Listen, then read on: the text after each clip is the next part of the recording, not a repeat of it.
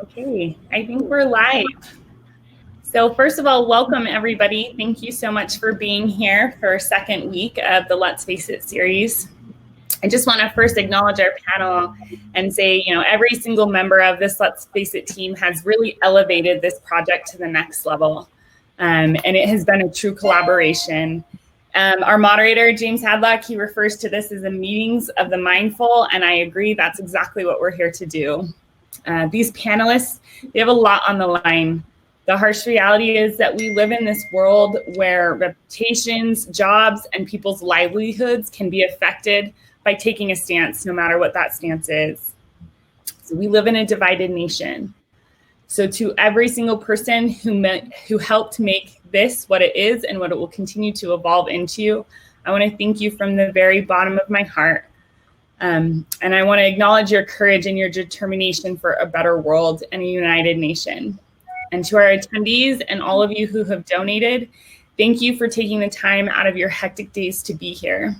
You're away from your families and your careers, and you're here to help move this dialogue forward. I also want to commend you for your courage and your determination as well. I've made a personal promise to each and every one of our panelists and the behind the scenes people that help make this a reality, that I'll do everything in my power to make this a safe, hate-free, productive environment. And I want to extend that to each and every attendee. So hateful rhetoric, harassment, and antagonizing behavior is just not going to be tolerated here. So thank you for being here. I want to remind you that we are also here to not only discuss these difficult topics, but to also raise money for two really incredible foundations. The first is the Utah Black Chamber I really think that what they're doing is amazing in our community, and I want to give back. And also to the 1033 Foundation. If you're not aware of what that is, the proceeds for the 1033 Foundation go to the families of fallen officers. So there's a link here for you to donate if you haven't done so already. If you have, thank you so much for your donation. Both of these foundations really benefit from that. So without, I'm not going to ramble anymore. I'm going to go ahead and hand this over to James Hadlock, our moderator, who, if you don't know him, he is absolutely incredible. I think what he and his wife, Alicia, have created is amazing.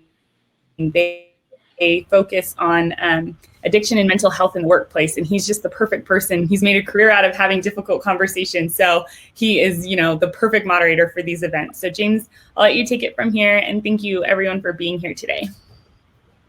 Thanks, Sydney. You are seriously an inspiration to all of us that you took it upon yourself to really create this platform for us to have these kind of conversations. And today we're going to be talking about growing up differently. And you may recognize a couple of our panelists. We were so thrilled that they were able to join us again, but you're also going to notice a couple of new faces.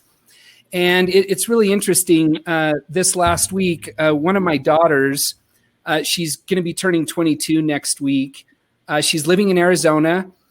She actually has COVID-19 right now, but she's doing very well. She works in hospitality, but she is dating a young man of color and has been for the last year. And I'm just this country boy from Idaho, and I did not grow up with the kind of diversity around me. And I've found myself over the last several weeks really trying to gain a better understanding of what's going on. So I asked my daughter, honey, what can I do? What can I do to better understand? And she goes, Dad, just get educated, learn more, have conversations. And so it is with a true honor that I get to be here with all of you today and to listen to these amazing people step into this conversation and hopefully allow us to come together and connect on a deeper level. And so with that, I want to go ahead and introduce our guests and let them share a little bit about why they're here today.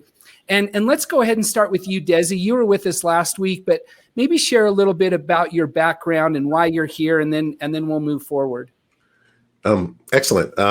Desmond Lomax. My background is I spent 20 years working in public safety as a law enforcement officer, correctional officer, and therapist. I helped create programs for the last 6 years of helping help people who come out of prison stay out of prison. I'm here in memory of my son, Mateen Lomax, who passed away in November. He's a social justice animal. He loved the rights and of others, and he often spoke to it. And we had lots and lots of conversations. And so, in memory of him, I'm here. I also work for Arbinger Institute, where I consult with corporations and law enforcement agencies across the country on seeing people as people and how that improves their product and their ability to do their job. I work for Steps Recovery locally in Utah, and we do amazing substance abuse work. And so me and James have a lot in common when it comes to the importance of substance abuse and mental health and how they often go hand in hand. So I have 4 kids, 1 wife. You have to say that in Utah sometimes. And I've been married for 23 years. So that's my background. Thank you, Desi, and welcome back. Let's go ahead and turn it over to Elisa Garn. Well, it's interesting because I feel like I now parallel James and Desi, like I am the two of you united. I have grown up in the Rocky Mountain region my whole life, so equal amounts of time in Idaho, Utah, and Wyoming. So have a very one color spectrum social cast, if you will. But also the reason I'm here, it's interesting because I don't have a lot of personal experience with discrimination, but I've had some, enough to give me some light bulb moments of empathy, which I'd love to share later today as in part of our chat. But in my career, like about 6 years ago, I took a shift in focus of going to work for a paycheck because it's a job, and really finding a sense of purpose to wanting to dive into a career and create a legacy that was bigger than myself. And all of that ties and relates to trying to take the human approach of what it's like to be an individual and the personalization of how our world is today, and identify that within our workplaces. So I'm a big part of volunteer with Society for Human Resource Management with SHRM, and they have the most amazing tagline that don't send this to their PR person, but I've kind of made it my own personal mantra, that if we create better workplaces, we create a better world. So a lot of this discussion and dialogue has become somewhat of a ambassadorship for me to say, in my scope and my lens and my influence, I get to be an ally that shows up with my brothers and sisters to help support what's needed to change inside the work environment, to help move and progress this movement forward in a positive way. Well, thank you, Elisa, and welcome to the panel. Let's go ahead and turn it over to Andrea. You were with us last week. So happy to have you back. Why don't you tell us a little bit more about you and why you're here today? Hey, so yes, thanks for having me back. I'm thrilled to be a part of this discussion. If you guys don't know me, my name is Andrea DeMille, and I am a 360 corporate coach for other 360 owners. I own a real estate photography company. I've former collegiate softball player. And so I have 5 boys, and I'm from the South. I am not from here. We've only been in Utah for about 3 years. And a good part of my childhood was raised being an Army brat.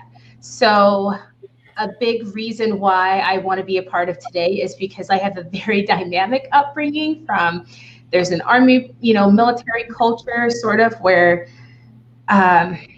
people are seen more for who they are and for their hearts. And then we kind of moved off base in the South, where suddenly, here I am, one of only a couple Black kids in my school.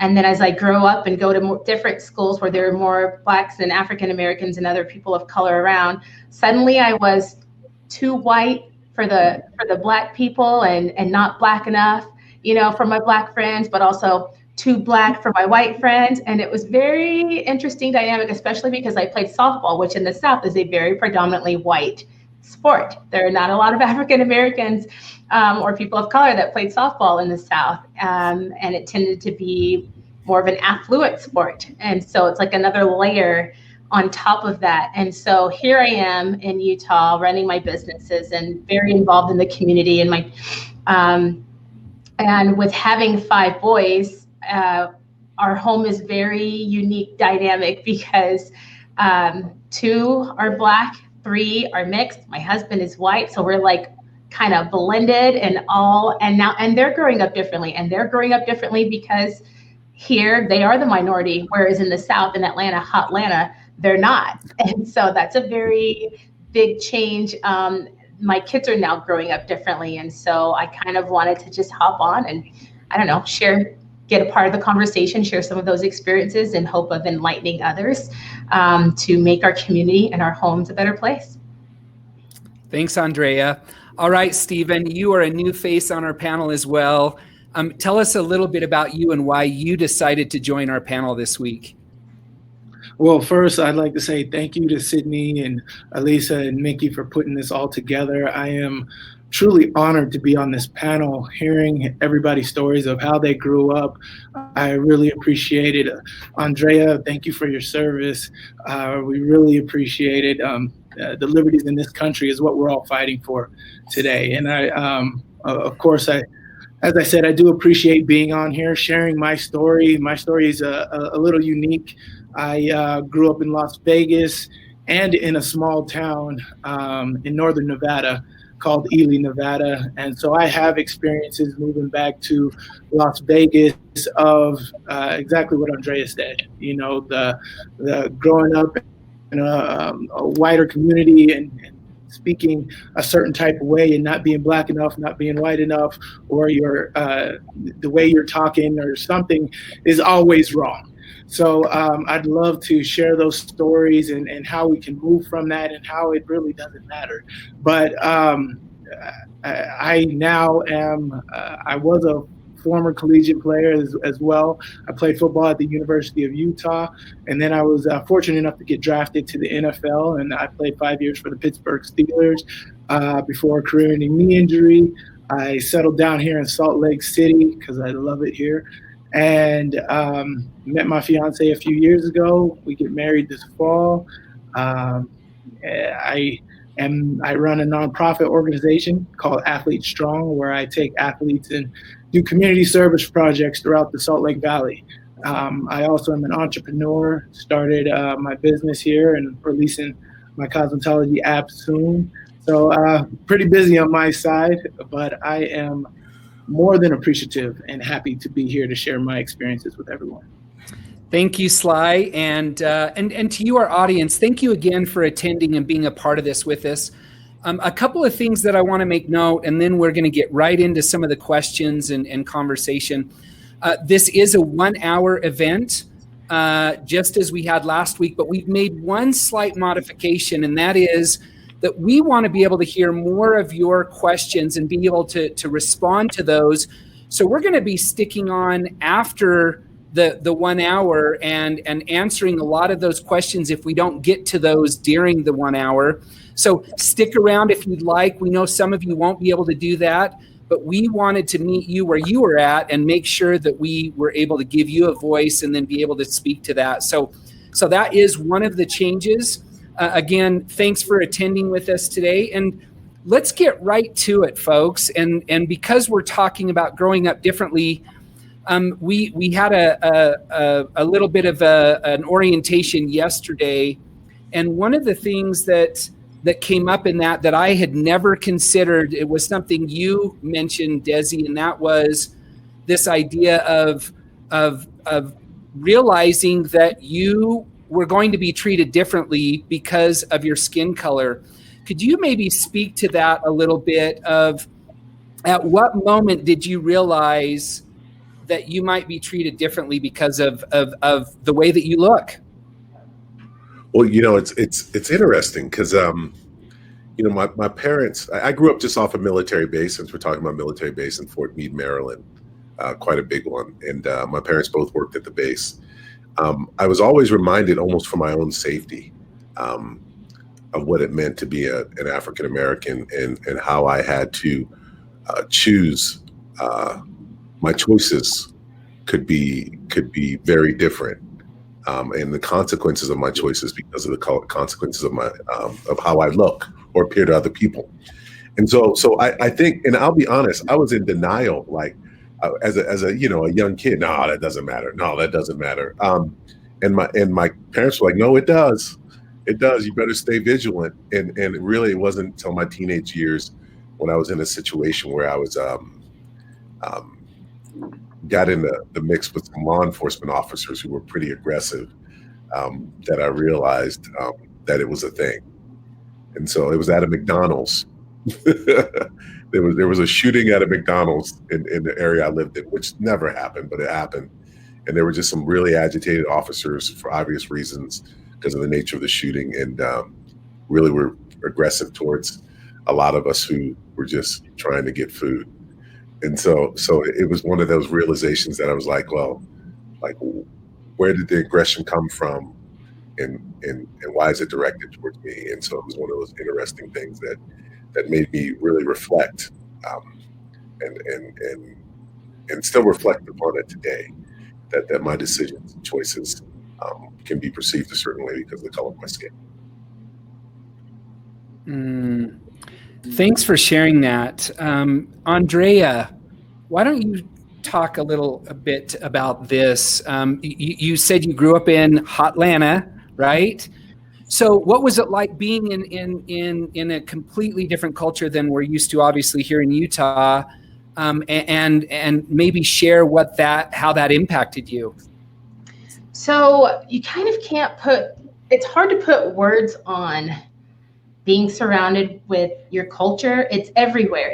It's music, it's people driving down the street and bumping, it's the food that's being served. But what was interesting for me is our parents raised us just south of Atlanta, in a very affluent area where there wasn't a lot of Black and brown people around. I was, I think, one of three Black families in my entire elementary school. So it wasn't until I got to junior high and high school that I started to see more people that looked like me. And honestly, that's because the NAACP came in and sued the county that I went to, and they started busing different races because it was so segregated. All the schools on the north side were predominantly white. All the schools on the south side were predominantly Black. And they were like, you guys aren't being compliant. And so they started busing the Blacks from the south up to the north. And literally in my neighborhood, if you were brown and Black, you went to one school. And if you were white, you went to another. And it was no longer geographic. It was based on the color of your skin. And so that culture is something that I didn't really, because again, my parents were Army, and I married an Army guy. My parents were from Miami, so we had it in our home, but I didn't get it from my friends until I was a little bit older. And then a lot of the moments that I realized I was being treated differently was when I was with my predominantly white friends, and we would swim, and we get out of the pool, and my hair starts to shrink up, and theirs is still nice and straight. And then they say things like, "Oh, what's wrong with your hair?"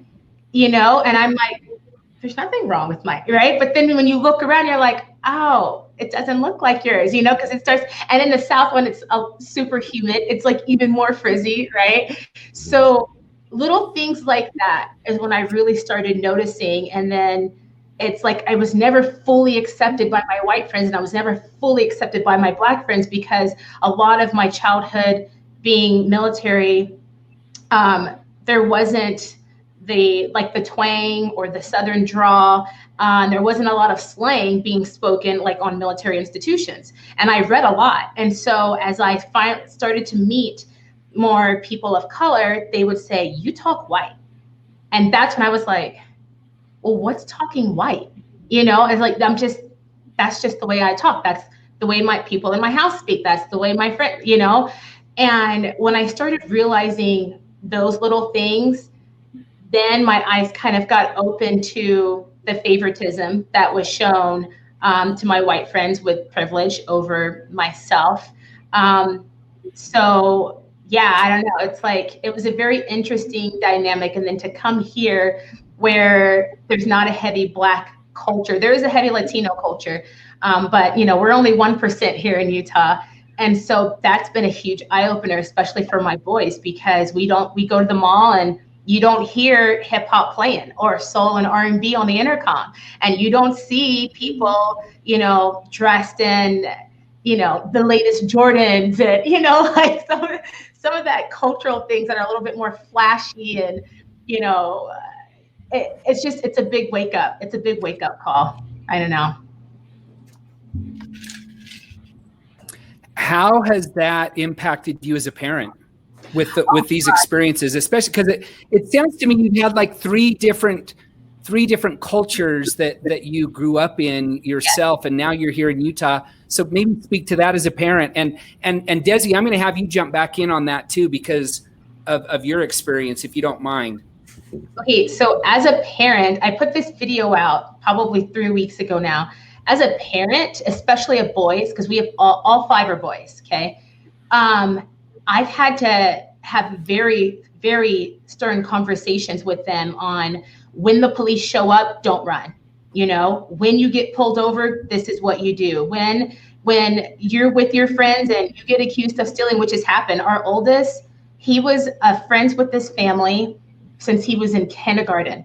And they would go to Disney World together. I mean, you name like weekend sleepovers for years. And they got in junior high, and all of a sudden 2 white kids joined their, you know, the crew, the clique, whatever. And they were having a sleepover, and this video game comes up missing. And without a doubt, that family blamed my son for stealing the video game. And moments like that hurt. And I have to teach him, I'm sorry, we know it wasn't you, and how dare they accuse you, like you've been in their home for years, since you were a child. All of a sudden 2 new kids come, and it's the black kid's fault, not the white kid's fault. You see what I'm saying? And then they later fessed up that it was the 2 white kids, and they tried to apologize, but we're like, how dare you just shame our kids and throw them to the side immediately? So we've had to teach them about being more aware when they are accused, what to do. Don't ever fall into that stereotypical, your pants are a little too low. I don't even care if they're an inch off your waist. Put your pants up, put your belt on, right? So in terms of parenting, we've had to have a lot of those conversations. And we've had to get them mentally prepared to be, for lack of a better word, twice as good. You have to speak, you can't use slang like they do, because they're going to group you in with a certain stereotypical group that's going to make you stand out more. When you go into the store, you have to take your hood off. I don't care that it's snowing and that it's raining. Your friends aren't going to be the ones being followed. You are, you know? And when you're walking down the aisles, keep your hands out of your pocket. Because if one of your idiot friends seek a candy bar, you're going to be the one that gets blamed for that, you know? And so the parenting aspect of it has been night and day of, this is how I have to raise these boys to keep them safe, because they are different. But the thing that is the same is, whether we were in the South or here in Utah, it's still the same talk, sadly. I mean, we were just profiled and stopped and had people go through our stuff at JCPenney, like I mentioned last week. What was that, 3 weeks ago now? So sadly, we still have to have those same talks of, hey, when you're shooting hoops with your friends, our oldest is playing a lot of basketball with some college-age kids, and they play later, 9 o'clock at night. So it's, when you leave the gym, this is what you need to do. Make sure you change. Don't come out the gym with your hood on in that bag. Change your clothes so you look, more presentable, so you're not immediately stereotyped and grouped in, whether it's conscious or subconscious bias. So it's completely changed the way that we parent.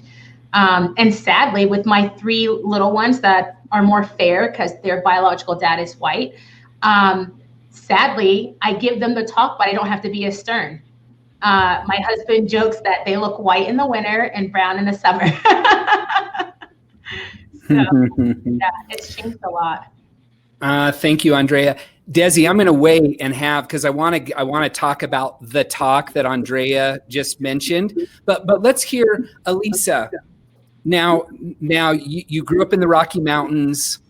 Talk about your awareness around maybe when you started to notice when other people of different, that look different, that had a different skin color. When did you notice that it was different, that you maybe had grown up in a different world than they had? So this was a defining moment in my life that I remember quite well. And it hasn't really been until recently, and I'm kind of embarrassed to say this, but part of being able to progress is sharing vulnerabilities. I'll share the experience, but with the preface that 2 years ago, when this was a big topic, I was totally an All Lives Matter person.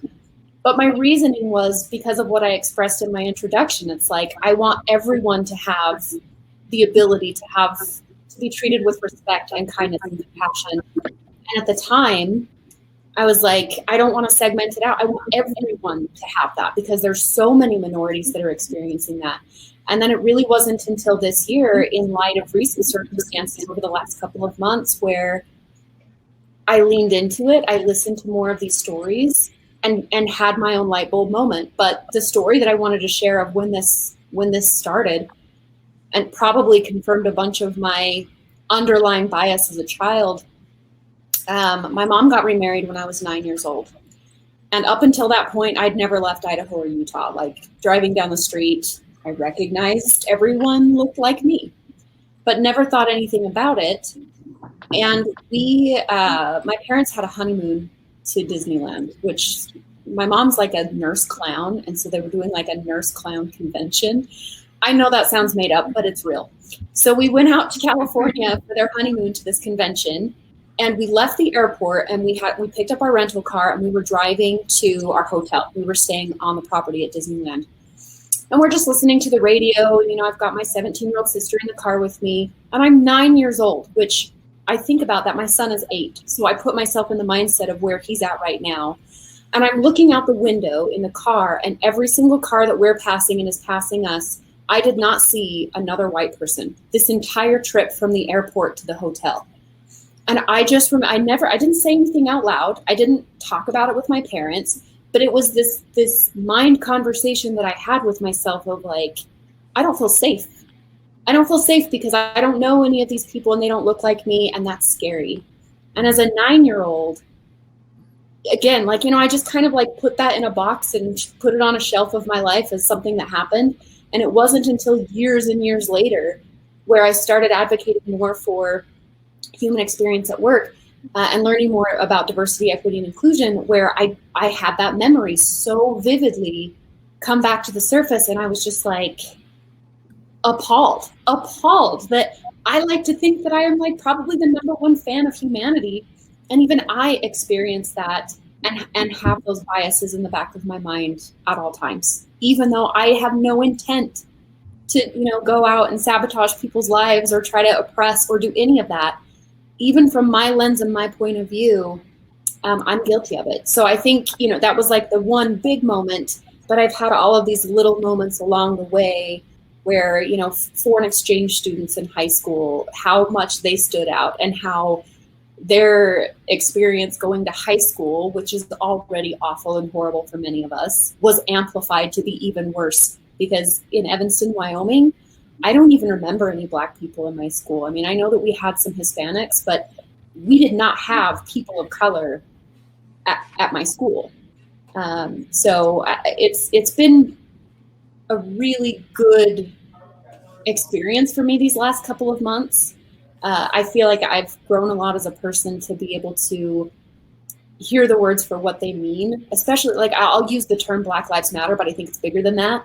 That it doesn't mean what I thought it meant a couple years ago. And instead of just digging in my heels and trying to convince everybody else that I'm right, I just opened my ears and listened. And it's been so impactful for my own growth to be able to propel the things that I care most about. So, yeah. Thanks, Elisa. And I'm going to guess that a lot of our audience can really relate to that, especially if you're here in Utah. And I want to definitely hear, Sly. I'm excited to hear a little bit about your perspective and to really understand, because growing up in Vegas and in a small town in Nevada, and then coming to Utah, and then playing for the Pittsburgh Steelers. Talk about that process of when you noticed a difference because of your skin color. Yeah, it's crazy. And I appreciate going last because listening to Andrea and Desmond and Elisa, that I relive and am reminded of all these different scenarios and stories that I've encountered in my life, you know, of being in all those different cultures and communities from Vegas, where there's a lot of people of color. There's a big Latino community, and there's a Black community, and white with mixed, and tourism in Vegas, and then moving to a rural town in northern Nevada where we're literally the only Black family, and then going back to Vegas, and then back to Utah, and then to Pittsburgh where there's an even bigger population of people of color. I've had a crazy dynamic of understanding different communities, but everything Andrea was saying about her kids and how she's teaching them is exactly how I grew up too. It's like the guilt by association is literally your color. Your association is your color. You're judged before conviction all the time. And this is more the scenario of going into a store. You're automatically followed soon as you go in. It's like, I remember watching so many videos. It's like, oh, that looks like a really bad guy. I'm like, how do you know it's a bad guy? You just see the color of his skin and you're automatically associating him with being a bad guy. I would go into stores, and I have trained myself. Even today, I don't even know, unconsciously, I put my hands behind my back and just walk to the store so people know I'm not doing anything. She's talking about telling her kids to put their hands in the pocket. That's exactly what we were taught growing up, and my mom, and the reason we moved to Ely is because she took my 6 cousins. So it was me, my older brother, and my 6 cousins all in the same house. So 8 kids, 4 girls, 4 boys. And my mom knows the streets of Las Vegas because she grew up in it. And she's just like, if I'm going to parent all of these kids, I'm going to need them in a more controlled environment. So we moved to Ely, and being in that scenario where it's like Elisa, where none of those people ever saw Black people before. And now we're the only Black people there. So if you ever wanted a target on your back as far as being accused for something, it's those people. And so that's how we grew up. And there was many different scenarios in school. I remember my cousins being charged up for something that it would never be them. And that's biased because I know them. But like, it was literally the accusation. And then after investigation, it was obviously wasn't them. But first things first is they blame you, and it sucks. But, that's something where I feel like, and the biggest reason why I wanted to join this panel is because how we grew up has become normalized. You have to have this certain encounter with the police. You have to have respect for people in this type of way because they see you this way. So you have to act this way so they don't think this way. You have to butter up to people so they understand your personality because they judge you because of the color of your skin. There's so many different things that we cannot just point out one, that people of color have to, unfortunately, normalize as far as how we have to carry ourselves to be a person in America. And I hate that fact, but it is how we grew up. And now being in Salt Lake, I absolutely love this place. I was on the radio the other day. I cannot say that I've had the same experience as most people in Salt Lake. I have had, being an athlete at the university, I had a kind of more entertainer, celebrity approach here. So my experience in interactions with people weren't the same as other people who didn't have my type of status here. So I can't say that I speak for everybody as their experiences in Utah.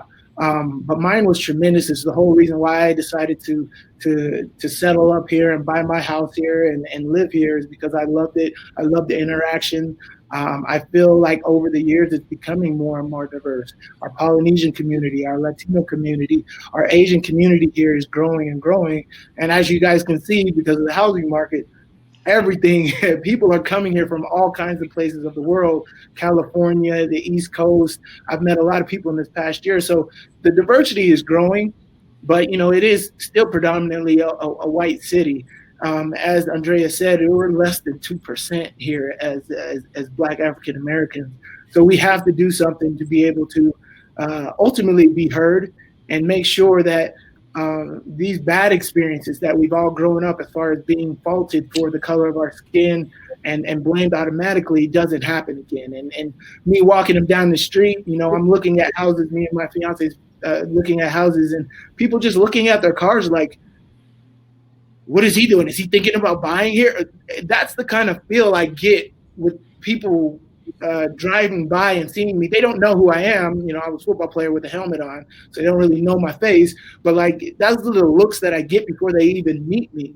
So whatever we can do to kind of eliminate that, let's not do that, judge people before knowing them.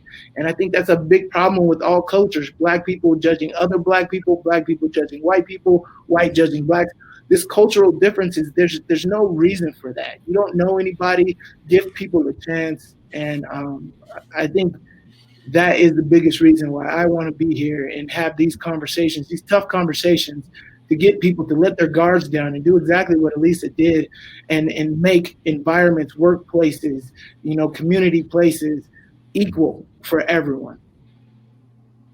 Thank you so much. And I want to go into something we alluded to earlier that Andrea, you had mentioned. And here is where my own ignorance gets in the way, just as it does with, I think, so many people. When Desmond, when you said yesterday that your parents sat you down and had the talk, it has never in my entire lifetime ever occurred to me that is going on. And that's where I fall short.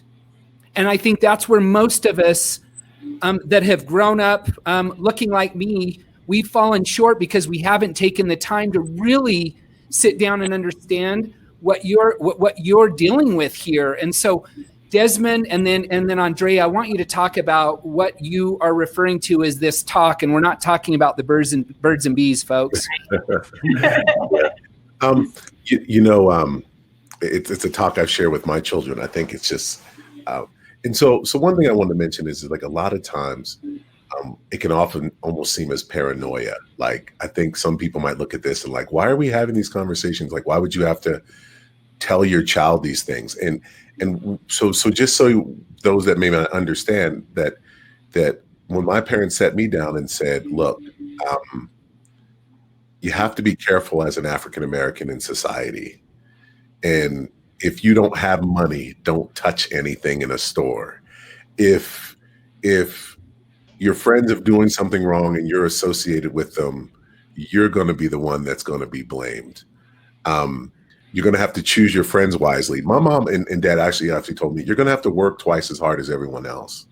Because people won't see, they'll automatically assume that you're not going to be able to work as hard as someone that's not brown. And so your ability to accomplish anything is going to have to require you to work twice as hard. When you encounter law enforcement, be respectful. Don't say anything to anybody in disrespect when they have a weapon. And there's a lot of different things that were explained to me that I thought my parents were being a little overcautious, but when those situations came up, I followed it to the T. You better believe that. And so that conversation is common. It's a conversation I've had with my children for their own safety and protection. This ability to be a little more self-aware, and you'll be in a good shape. One thing I just want to add too is that some people don't understand, as an African American, it is perfectly easy for me to navigate in society because I'm trained to do it. Yeah. And I think oftentimes our white brothers and sisters, they get uncomfortable because all of a sudden all these issues are popping up and they've really never had to navigate anything. It's just like, why all of a sudden is this a problem? And how do I supposed to feel about it? And if I feel this way, then I'm wrong. And if I feel that way, I'm wrong. And they're trying to learn how to navigate things. And the reality is that an African American navigates things every day of their life. Amen. Every day of their life is a question about, if I make this decision, what is it going to look like for me as an African American? What is it going to look like in my community? And so that talk is a bigger thing of helping our children and learning myself to navigate society in a way where we can be safe and successful. Yes. Amen. Amen. Amen. That's exactly what it is. The first time I realized that a lot of my white friends weren't having the talk was during the Trayvon Martin case.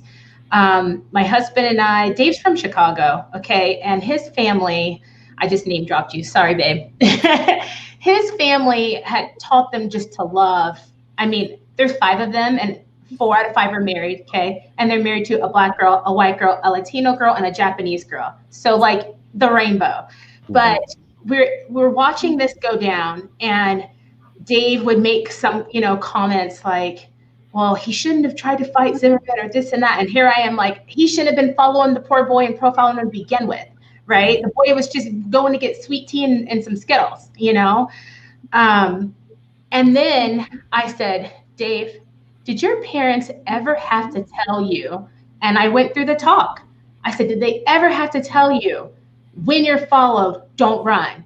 When the police should, like pretty much like what I've said and what Des has said, did they have to tell you when you're in the store, this is what you do? When you're followed in the store, this is what you do. When the police, and I went through everything.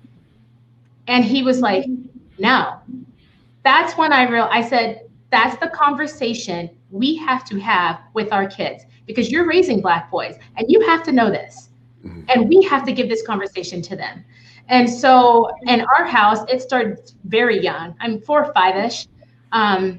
It gets a little bit more, I feel like it's kind of like the sex talk, where the older they get, the more mature they get, the more information you give them, but you never stop having the talk. It's a constant conversation in our home, because they're constantly dealing with it. My children, we were in the Blue Ridge Mountains for Christmas. And y'all remember when the hoverboards first came out, right? So our oldest gets a hoverboard, and we're in Redneckville, Blue Ridge, which, the Biltmore is beautiful, but it's pretty redneck and in the South. And he's riding his hoverboard in the store like every other white kid, and it's Christmas Day. And the employees come over there and instruct him to get off very rudely. And so he points at the white kids and he goes, well, they're riding their hoverboard. Why do they get to ride their board and I don't get to ride mine? And the employee looks at the white kids, looks back at my kid and goes, we're not talking to them. We're talking to you. And they made him get off and then made them leave the store. And so this is what I'm talking about, right? Like, this is why we have to always have these conversations, because it happens to them. I don't know how old he was at the time, maybe 14-ish, 13. But it's a constant ongoing dialogue. And as the world gets crazier and crazier, we have to get more and more serious about it. Of having those conversations. But I also kind of wanted to touch on what Sly said, because, he kind of came in with more of the celebrity status in Utah. We didn't. And so we weren't even here a month and I had the police called on me. For the same reason, we're the only people to ever live in this affluent neighborhood ever, like since it's been built. And the neighbors are walking by and look, and we're kind of young too, right? So we're this young family in a more mature, affluent neighborhood, and they're looking at us, and they call the police on me because my kids were playing by the road, not in the road, by the road. And I'm like, so if you felt for my kids' safety, and I'm from the South, right? You run outside barefoot, my door is open, the window's open, I can keep eyes on my kids, they're kids, right? I'm not gonna sit out there in a chair and watch them. That's just not how we roll. And I'm like, if you felt for the safety of these boys, why wouldn't you walk them up to the door and say, just so you know, your kids are playing by the road, but instead you call the police. So I've had the police called on me twice within 3 months of moving to Utah. And we get the look, and I tell my son when he's walking, literally, because he looks like another Trayvon, both of them, you can't go walk at night with your hood on because you're going to get profiled. There's some nosy neighbor who assumes you don't live here, and they're going to call the police. When really he just wants to go for a summer walk because we live in the mountains and it's beautiful, So that's what the talk is. The talk is, it's pretty much what Des and what Sly said, where, don't touch this in the store. Don't touch that. Pick your friends wisely. Just know you're going to get accused before your friends will. You have to work twice as hard. You have to speak clearly. You can't use robotics and slang. I don't care if your friends are like, yo, bro. Can't get angry. Yeah, you just can't. And then on the other side of it, for a female, it's hard for me to even voice my feelings sometimes. Like I mentioned when we were followed in JCPenney. I couldn't say in the moment, why are you going through all of my bags and you're not checking hers? Because guess what? Then I become that angry Black girl. Security, we have a problem over here, right? And if it's not security, security, then it's the police that are being called. And so it's like I don't know, in this American society, we are born with this prejudged notion. It's conscious and it's subconscious bias just because of the color of our skin. And I am not in any way getting paid to say this, but a really good documentary right now that would allow people to open their eyes on why this happens is please go watch 13 on Netflix. It completely explains to the T why we have this systematic racism from the jump, from day one. It's so good. 13 on Netflix. Go watch it. Amazing. And with that, let's go to you, Sly, because I do want to get to Elisa and turn the conversation about another type of talk. But from you, Stephen, talk maybe a little bit further about the talk and maybe even give us some insight on, you were a pro football player. How were you treated differently in the NFL than some of your counterparts that are white? I mean, I love this. I really wish we had more time to really just dive into this, because every time Elisa, Desmond, or Andrea says something, I'm just like, yes, and I want to do more. But we all got to speak. But exactly what he said. We are conditioned for these things to happen, for the talk. Is exactly what Andrea was saying. It's like you can't be quick to anger. Like you see all these videos of all of these white people being able to scream at the police, being able to voice their opinions of how they're angered. Like I've seen somewhere where they're literally yelling at clerks because they're returning something and the person is moving so slow, but they're able to do that. As far as what Andrea said, is being labeled as an angry black person, you can't do that in situations. And it's just, that's how we were conditioned to grow up. And then, as Desmond said, literally navigate through life ever since we're able to speak. And just imagine, I've been hearing all these stories of Andrea talking about her son, and it's just like, imagine having to navigate through life and having an adolescent mind of trying to understand, basic school stuff, but also the difference in my color of my skin. I have to act this way. As far as me seeing somebody else, they can act that way, but I can't do that.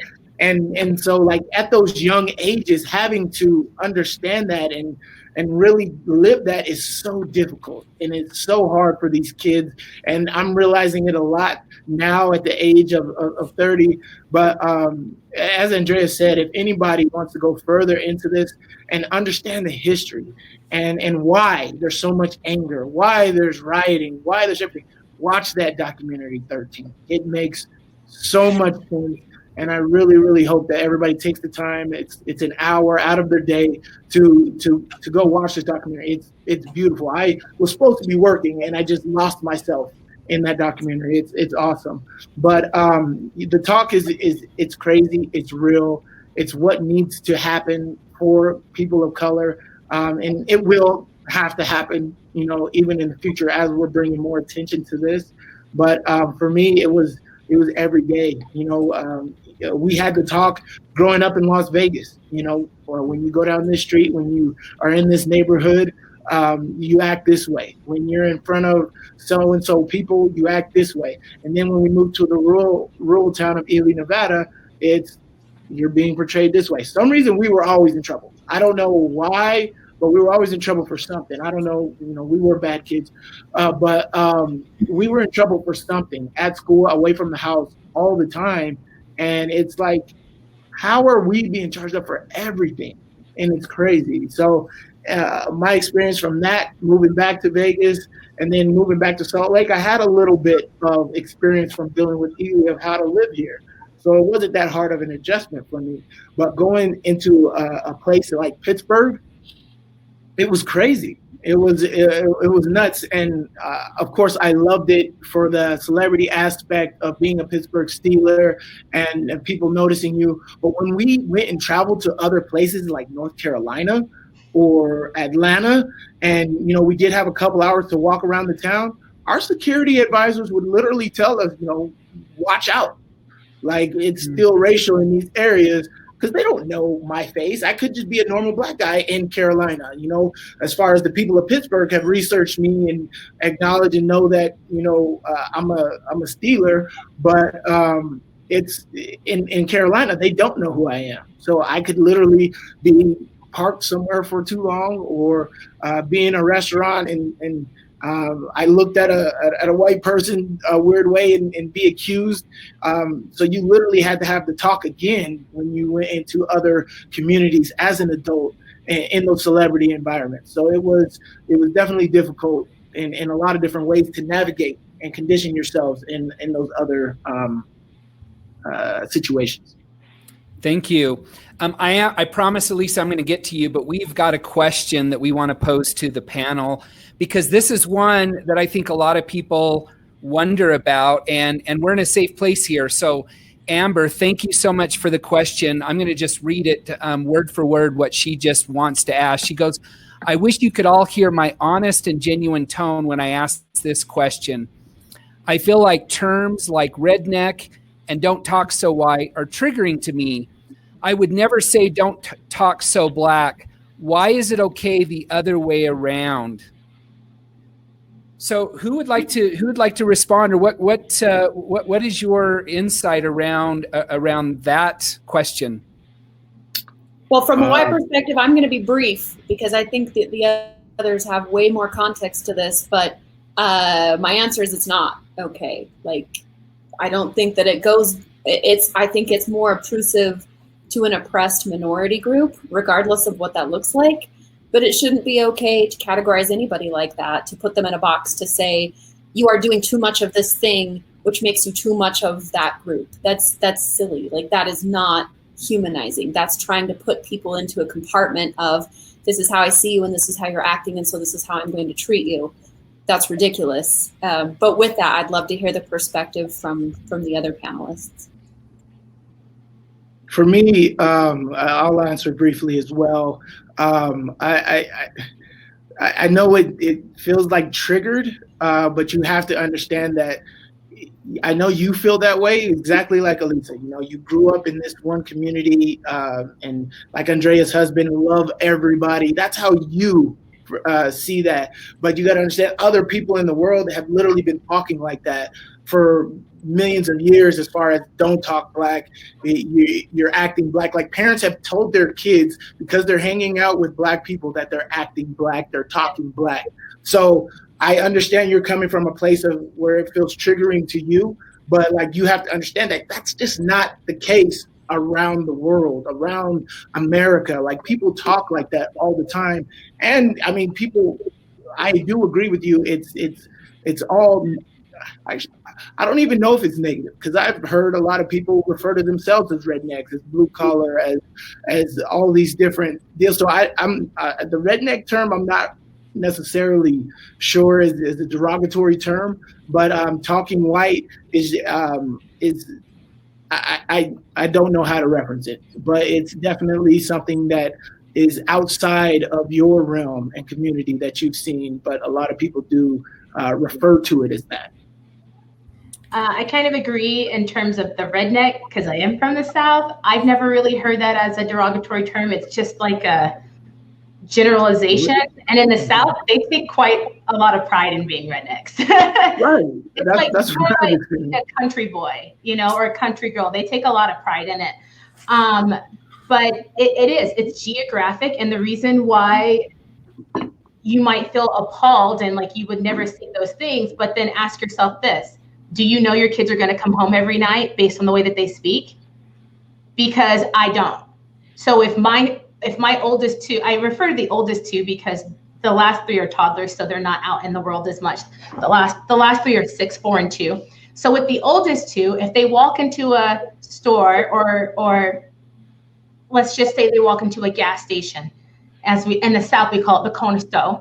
So they go in the corner store, right? And they're like, hey man, hand me them Cheetos over, and they're loud and they're, oh, let me get a packet, let me get that soda over there too, right? And they're talking black. They're going to draw more attention to themselves, and they're going to draw the more negative attention, and then the eyes are going to be on them more. And if they're tossing drinks and you know, and someone assumes like, hey, did you pay for that? Did you pay for that? Because of how they're behaving and they're talking, now their life becomes in danger because what is the store clerk going to do? What is the police officer going to do when he shows up, or the security, or a group of guys outside who just want to take the law into their own hands? So while it might seem like a derogatory term, at least in my house, it's actually, this is what I have to say. And I actually say speaking slang, because that's how my dad raised me. My parents would always say, stop speaking that slang, use correct grammar rather than talking Black. But that term is used because that's what keeps our kids safe.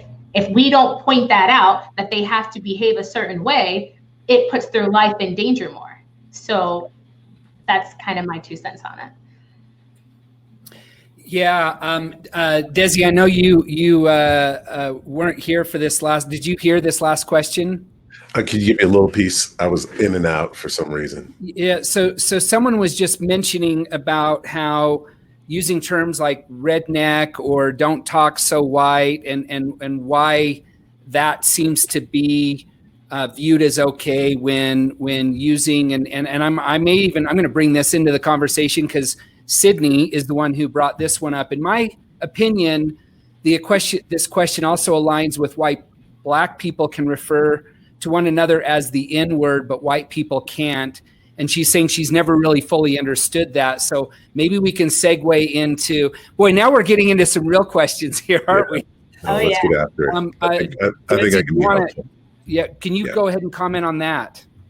And so you have to understand a little history about the N-word. And so and I would want to say that the majority of us African Americans do not just throw the N-word around because of the nature of the history of it.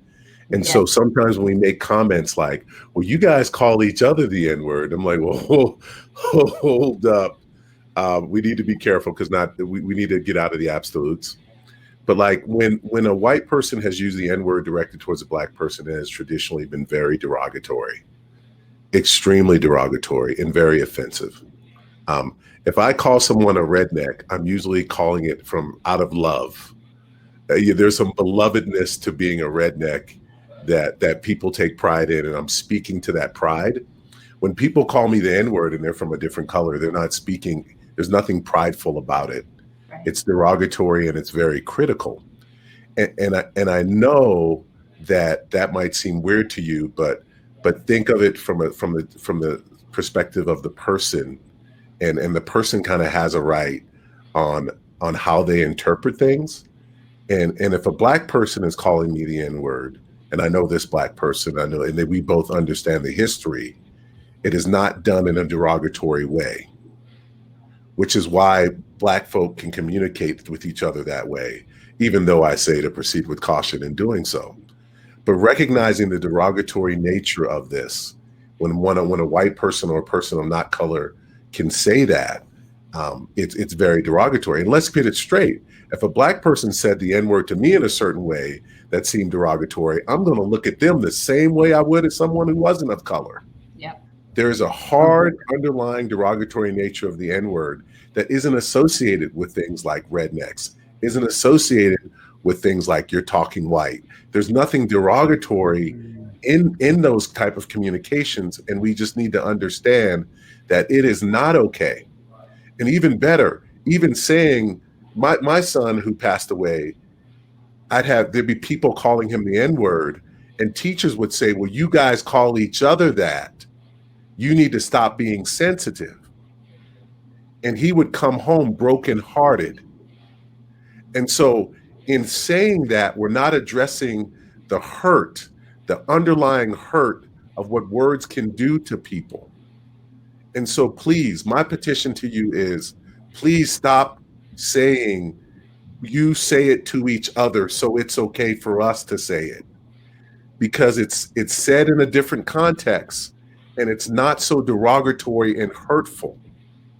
And please, you don't want to be in a situation that my child was in where he looked for a teacher for support and the teacher came up with this rhetoric and all he was left with was a bunch of non-people of color given permission to say the N-word because the teacher gave them excuses to do so. And so I hope that's helpful.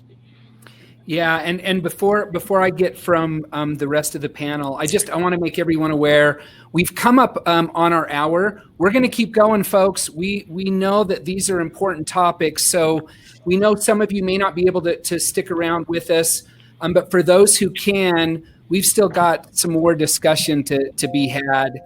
And so thank you for attending. If you must go, for those who want to stick around, we're going to just keep rolling here.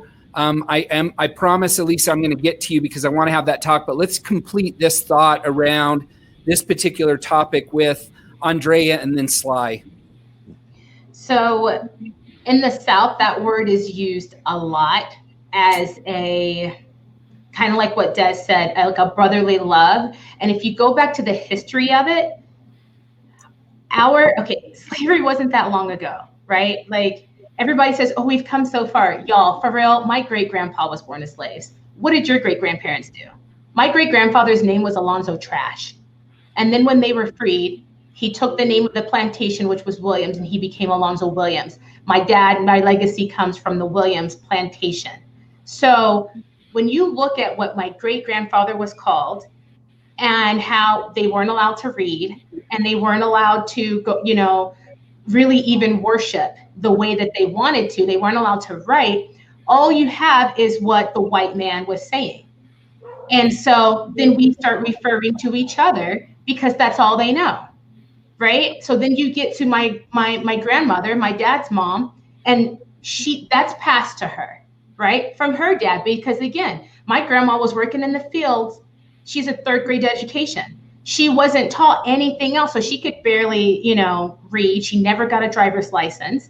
And that's what they're taught. And that's what they say to each other for years, generations and generations and generations. That's all they've ever known was the N-word, because that's what the white man said to us. So as we grew to, okay, it's offensive the way that they use it, you have to keep in mind culturally for decades, centuries, that word was tossed back and forth, even in the Black community. And then they took power in what they could, which was, if they're going to call me am I even allowed to say it? A nigger, right? That's wrong, but I'm going to take control. You're my nigga. You're my brother. You're my homeboy. That's their way of this is my opinion on it. That was their way of taking control over what they had in the moment, right? And it kind of turned to more of this brotherly love and not so derogatory. And I think a lot of my white friends and in the audience would be surprised to know a lot of the Black community doesn't say it. A lot doesn't. Yeah, it's still used around, but it's not something people say to each other, even in the Black community, all the time, which is why we do need to stop the narrative of, well, you guys say it to each other. Really? Do we though? Not as much as you probably think it happens. But it's so portrayed in the media that way, that for people that do live in these castes of, people like me and maybe arguably like James, our only exposure to it is the storytelling and the fictitious presentation in media. So we do think that that's common and it happens all the time because, by the way, this is like minuscule comparison, but I feel the same way about how HR is represented in media. It's like, okay, I'm not Toby from The Office, all right? I actually have an amazing role inside the organization to support you as an individual. But on the grander scale of how race is represented and how cultures are represented, movies are there to entertain. They're there to tell stories, and books the same way.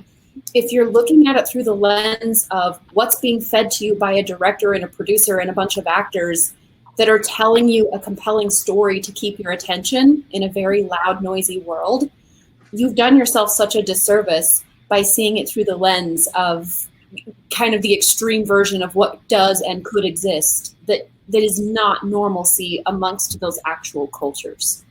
Right. Which is why I completely agree. Go ahead.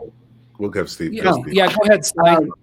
For me, I completely agree. Everything that everybody said is exactly right. You know, like Elisa said, it's popularized in entertainment and media as if it said every other word. As far as Desmond said, it's like there's definitely context in using it. And as Andrea said, you have to understand the history of it. And the history of it, it was used as a derogatory term to put down, to let people know that you are beneath, you know, a slave owner or anybody who's calling it to you. So what has happened over history, it was used so much in a negative way that Black people have used it as a protective shield. It's kind of what your parents tell you, sticks and stones may break my bones, but words do hurt.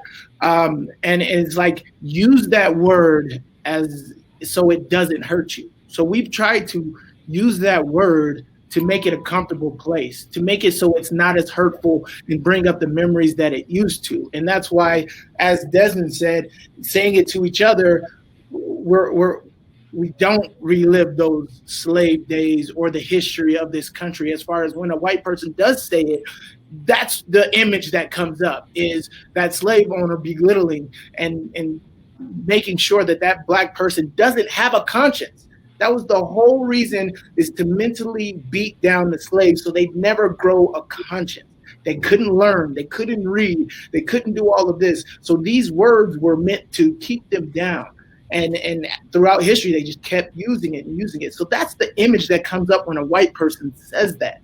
And so we have conditioned ourselves to use it. And I've had this topic come up more and more the last couple of weeks of how to deal with it. I'm a part of a mastermind group, and we've all talked about this debate, and we've all came to an agreement on we're just not going to say it at all anymore. Because even within us, it's like, why do we say it?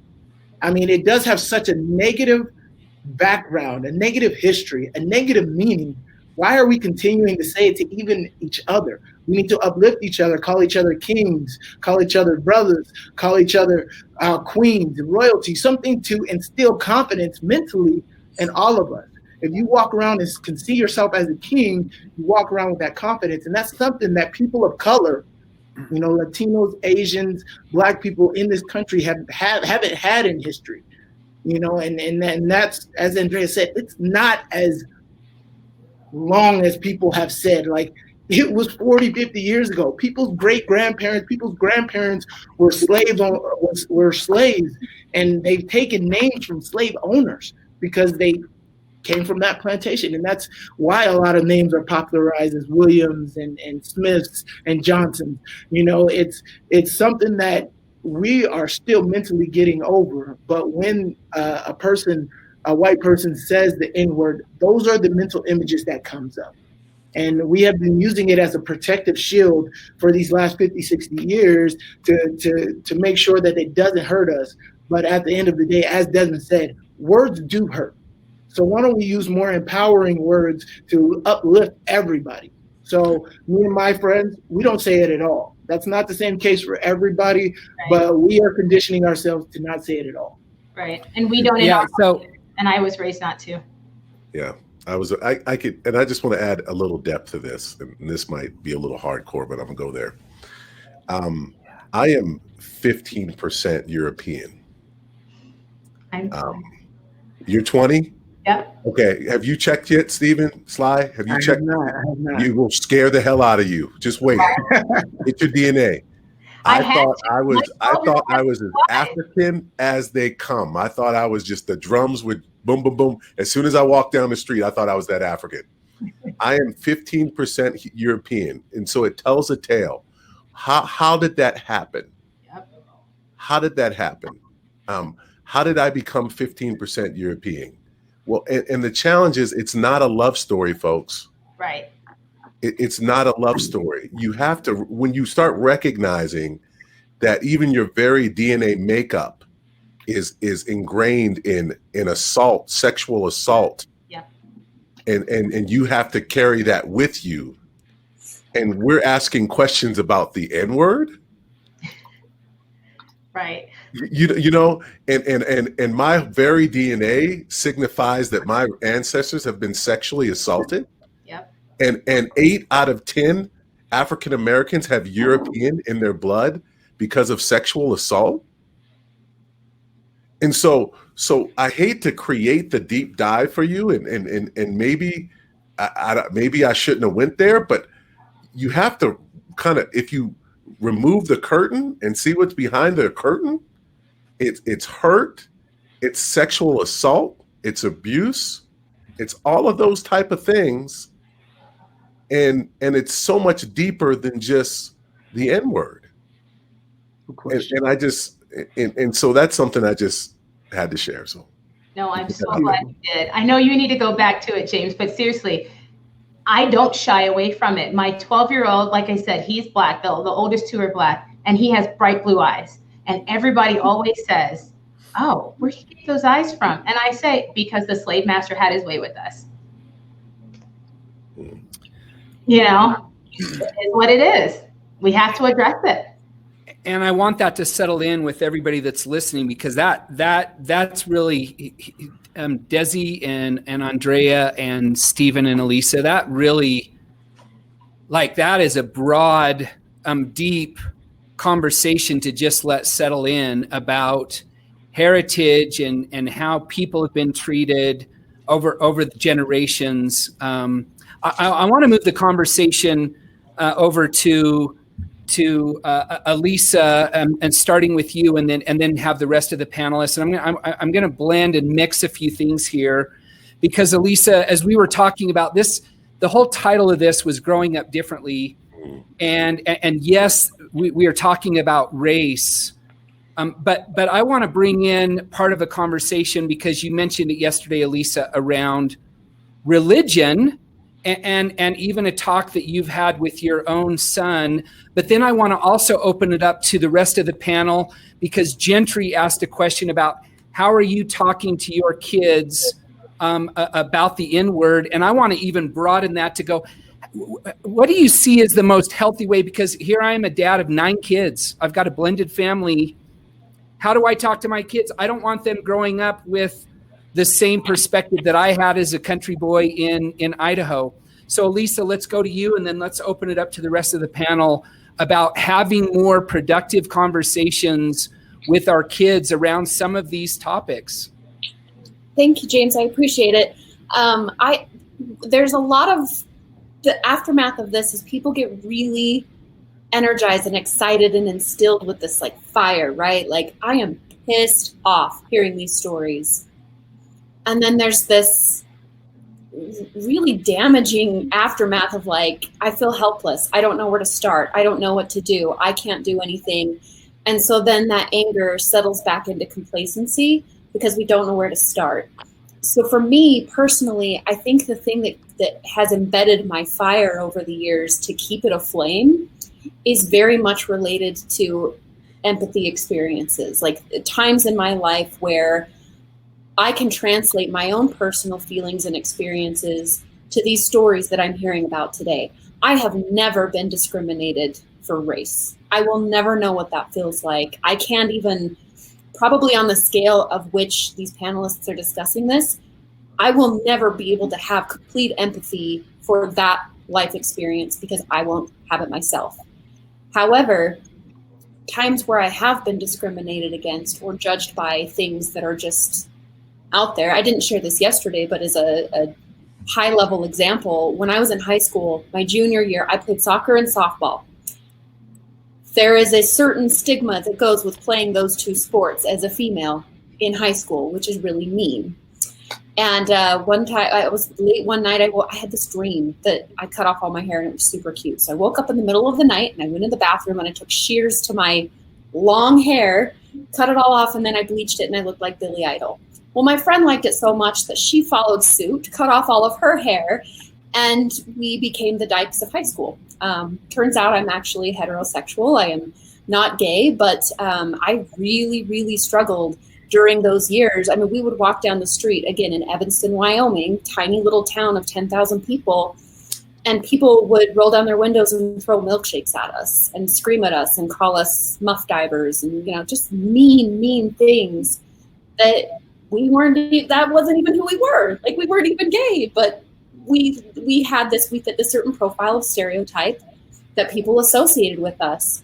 The story that I shared yesterday of the shared experiences that I have with this panel is I have discussions with my 8-year-old about certain things. And the religion aspect, I was raised as a member of the Church of Jesus Christ of Latter-day Saints. And I was very active in that religion for most of my life until I was about 18, 19. And now I no longer practice that religion. So my son, where we live in Bountiful, Utah, we have to have conversations about why he can't go hang out with his friends on Sunday, and why the kids at school, might think that he doesn't have the same character that they do because he doesn't share the same beliefs. And you combine that with the difficulty of having two family units, both my husband's and myself, who are still very active in that religion, and the mixed messages that he gets from us and from them, and who's right and who's wrong. I mean, this child is 8 years old trying to figure all of this out. And do I believe mom and dad, or do I believe grandma and grandpa? It's so difficult to navigate those waters in a way that still shows respect for this other belief system and my parents and family members, while also trying to instill in him the importance of choice. Like, religion is faith-based, it's not fact-based. And so how do I navigate that in a way that helps him be empowered to make that choice for himself, and not feel like he's alienated because in our community, he's not accepted the same way. He doesn't get invited to birthday parties in our neighborhood. He doesn't get as a matter of fact, he went over to go play with a neighbor just a couple of weeks ago, shortly after all of the race riots, interestingly enough, and was told that, those kids weren't allowed to play with him. And I don't think that my neighbors are mean people. I don't think they're mean-spirited. It's one small sliver of how I can translate my own experiences and empathize with these other stories that I'm hearing, because it breaks my heart. My little boy is having to face this, and it's unfair just because of a lack of shared beliefs. So those type of experiences are critical to keeping that flame alive, to make you want to make this world better, to pass that tradition on, a new tradition to your own children of, look, this is the reality, the way the world is today, but it's not okay. And you're the future, and you're the one that needs to change this, and here's how you can change this, and here's what I want you to understand about it. I took my son 2 years ago to our local police station and fire department because he wanted more than anything to be a public servant. And so I'm taking my white son to these places, and the cops are walking him around and giving him the little hats. And I hear these other stories, and I'm like, no, you're telling your kids to stay away from the cops and be cautious of them and keep them at arm's distance, because it's going to be a negative experience with them, instead of this like bump up on the knee and you're my slugger kind of kid. I don't have to share that message with him. So just all of these different things that I'm hearing, it's so meaningful and powerful to me, because I'm not going to say it puts me in my place, but it just helps me realize that my reality, the world doesn't revolve around me. My reality is my truth, but there is a much bigger truth and reality out there outside of my own personal experiences. So thank you, Elisa, for being so vulnerable and opening up to us and giving us a different perspective. Now, I want to talk with Andrea and Desmond and Stephen for just a minute about having a conversation with our kids, and speak to me, because I genuinely want to know what could be the most effective way for me to talk to my kids. Because Elisa, to your question about what can we do to change the landscape with how people are treated, one of the things I continue to hear is we've got to teach our kids differently. We've got to send a different message. So I'm asking you three as panelists, how can we talk to our children to change the narrative? And then how do you see yourself talking with your kids? And maybe Stephen, if you don't have kids, I know you're getting ready to enter this new relationship, how do you see yourself in the future being able to talk to your children? So I know those are like 3 or 4 questions. So take it where you want to take it, folks. I'll start. Yeah, I don't have kids yet, but I grew up in a house of 8 kids, and seeing how all my friends parent and the differences between other families, how they parent. There's so many different ways to parent. You know, kids grow up. You have so many different personalities of kids, so there's so many different ways to handle those situations. You know, from my experience and my knowledge and talking with my fiance, how we will raise our children is we're going to talk to them as adults. You know, no baby talk, no none of this. It's like, look, this is the history. This is where the future needs to go, and just be totally honest with them. And you know, one thing that I was happy about of how I was raised is my mom really allowed us to have our own opinions and grow based off of what we know. And I think that has you know, set the stage for who I am today. Is I'm my own person, you know, through and through. And I really, really respect that, you know, as far as race, religion, however parents want to impression upon their kids. My mom has made sure that it doesn't matter what interracial relationship I get into, what, you know, religion I decide to practice in, whether that's LDS, Catholic, or Baptist, you know, whatever I decide to do it wholeheartedly. Know history before you get into it, so you know the reasons why you're getting into these things. But to answer your question, I will raise my kids and talk to them as if I'm having a conversation with each and every one of you. And I think that's the best way to raise your children, is to tell it like it is and make sure that they know. And sugarcoating doesn't really do much, because you're going to have to, at some point, not sugarcoat it. And I think that's what's wrong with so many people, and why people are so like bewildered at this moment in time in America right now, is because it's been sugarcoated for so long that when reality actually hits, it's shocking. So, and as Des said, we've been conditioned to navigate. And so we've had that reality. We've been real in that reality forever. And so it's not shocking, and diluting and rioting is so understandable because of the anger within the culture and the people of color communities, that, you know, this is literally the results of, you know, injustices. So how I will raise my kids is I will talk to them as if they are adults, and as if they will have encounters that they will have with reality, no matter what community they enter. Yeah. I'll speak to. Yeah, go for it. Yeah, go ahead. Sorry, I gotta run to my next engagement. They're like down at the bottom of my building waiting to come outside. So to answer your question on like how you can help your kids, you guys have learned what we teach ours.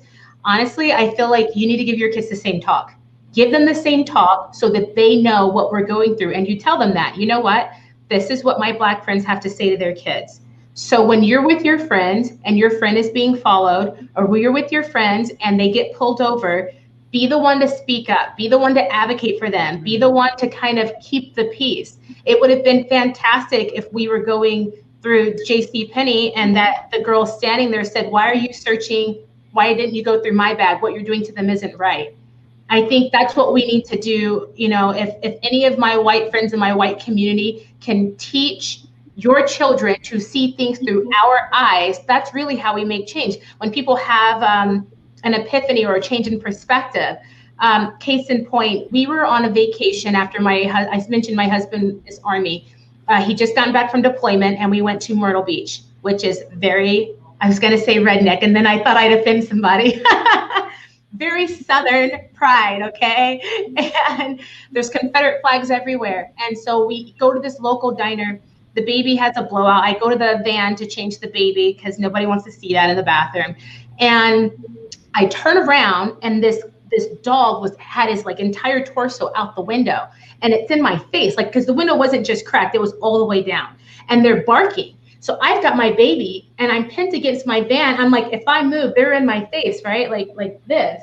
If I move, this dog is going to get me and get my baby. And I'm just paralyzed with fear.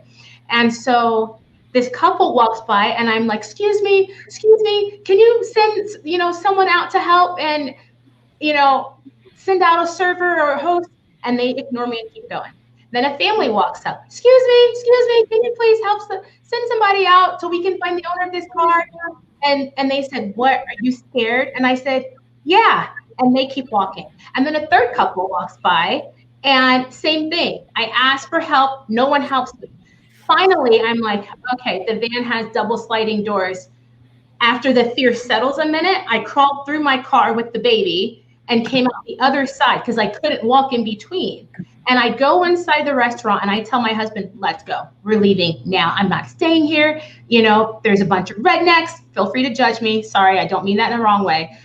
I am not staying here. I just asked 3 people to help me. No one helped me. And the owner of the dog was sitting in the window and he turns, so he watched the whole thing. He watched me paralyzed against the van with fear with my baby. And the baby's like not even 3 months old, okay? New baby. And he stands up and he goes, what? Those dogs aren't going to hurt anything. And so basically my husband came, you know, to my protection, and he had some words, and he told this guy who's like literally a foot taller than my husband. He's like, if those dogs come after my wife and my kids, it's going to be bad news for you and bad news for those dogs. So the guy goes out, kind of keeps his dog so we can get in our car and leave. And then in that moment, we're driving away. I didn't say anything. And this was shortly after the whole Trayvon situation where we'd have very heated discussions about race in our home. Then my husband goes, if you were white, they would not have done that to you. And I said, finally, you see the world through my eyes. And even to this day, he says, it wasn't until, like, as many conversations as we had, it wasn't until that experience when he witnessed me being discriminated against, with everybody with their Confederate flags on their car, and we're next to this trailer park and flags are everywhere. We're the only Black people in the entire building, the entire parking lot, right? Finally, he saw what it was like, that no one would, and if I was a white woman with a baby, I bet some people in the restaurant would have come out and helped because they were witnessing it. That's what you can do. Teach your kids to see what's happening, to be aware, stand up, speak up, stop the injustice, stop the profiling, give them the same talk, but to see it through other people's eyes so they can have a shift in perspective and hopefully make our homes, our communities, and the world a better place. Thanks, Andrea. All right, Desmond, and I want to just make everyone aware, we've got about 3 minutes. Sydney, I want you to find your way back into the room, please. And Desmond, why don't you've got about 3 minutes to kind of round this up in how do we talk to our children? Help us out here. Andrea did an amazing job. Sly, you did an awesome job. We want to hear from you last, Desmond. You know what? The underlying issue is that we often see people as objects and not as people. Elisa's issue, her challenges, my challenges, Sly, Sydney, James, like, we often objectify others, and it gives us a lack of capacity to have empathy. And so I would teach your children to identify those kids, whether white, blue, Black, or green, who are being isolated in their society, isolated in their grades, isolated in their classes. There's always a kid who's by themselves, and start teaching your child to show empathy to that child and invite that child over and let that child be a part of the process. The challenge is that we subconsciously go on with our lives, and we're teaching our children that we don't teach them to identify those that need to be loved. We just don't. We're too busy living our lives, trying to take care of the people around us, that we fail to help our children identify those around them that actually need a little attention and love and kindness. That's where it starts. Like, I don't care if it's deeper than a color issue. It's that we're failing to educate our children to identify the other children that they're surrounded by that need love and consideration. Mm-hmm. So even if you're in a classroom with all white kids, you can still teach a child to have empathy for another child in that room. And if a child has been raised in that, then they'll always be in a great position to show empathy to people of color, to people who have had different circumstances than they have. But we need to teach our children empathy and be very experiential, like be able to have our children show empathy on a day-to-day basis. Thanks, Desi. Sydney, why don't you round us out in this wonderful discussion today? Yeah. First of all, thank you so much to the panelists and also to all of you attendees with your comments throughout the thread. I love how engaging and interactive these conversations are. So we've got just about 1 minute and I'm gonna wrap it up and say that we're off next week because of the 4th of July, and we'll be back July 9th. And our conversation is going to be religion, race, and politics at work. So the panelists for that is going to be Matt Martinez, Carl Sokia, Jared Olson, and I'm going to sit on that panel. So please make sure that you register. Please make sure that you donate if you can, and pass this along. We'll make sure that all the attendees get a copy of this recording. And thank you again for being here. And I can't wait until I see you all again on the 25th of July. Or I'm sorry, the 9th of